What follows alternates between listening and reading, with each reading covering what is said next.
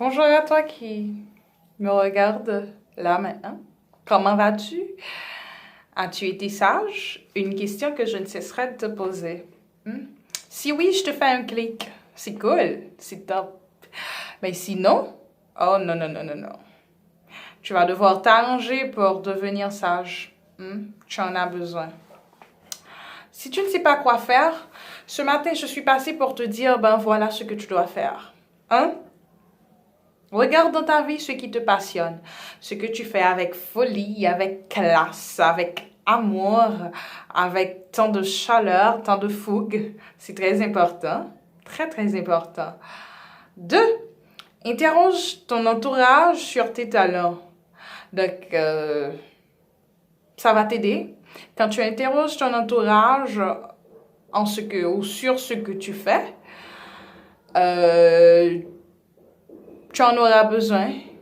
Des critiques négatives, des critiques positives, ce seront des sources de motivation.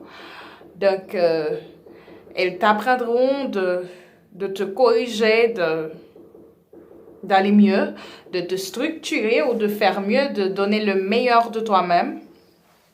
3. Rentre dans ton passé et examine tes rêves. Les rêves que tu avais en ton enfance, les rêves que tu avais en grandissant. Donc, tu rentres dans ton passé et tu vas les transformer. Tu les examines d'abord, ensuite tu vas les transformer en métier, en profession, les passions que tu avais en ta jeunesse. Ça, c'est pas une blague, c'est très, très, très sérieux ce que je viens de dire là maintenant. Aussi longtemps que je me souvienne,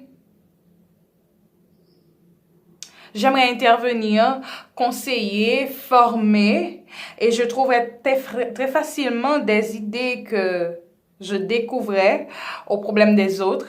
J'étais disponible et disposée pour les autres. Et voilà, aujourd'hui, je dois vous dire que ça a marché pour moi. Là maintenant, je peux vous dire que je suis la réponse pour quelqu'un.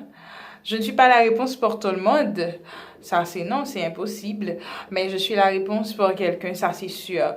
Donc, c'est par rapport à mes objectifs, les rêves que j'avais et je me suis reconnue, je me suis retrouvée dans mon domaine et j'avais commencé à jeune âge, pour ne pas dire quand j'étais plus jeune. Tu comprends? Donc, c'est très important, très important. Il faut bien que tu essaies de structurer ce que tu aimes et tu le fais avec passion.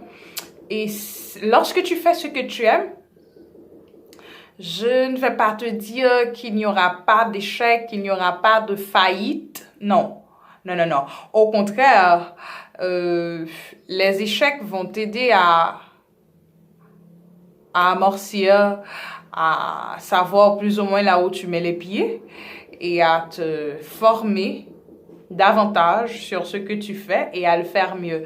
Donc, c'était Rebecca, ton amie, ton coach professionnel.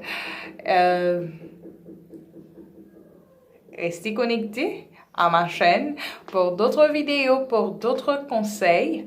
Je vous dis déjà, merci beaucoup. Soyez sages. Au revoir, à la prochaine.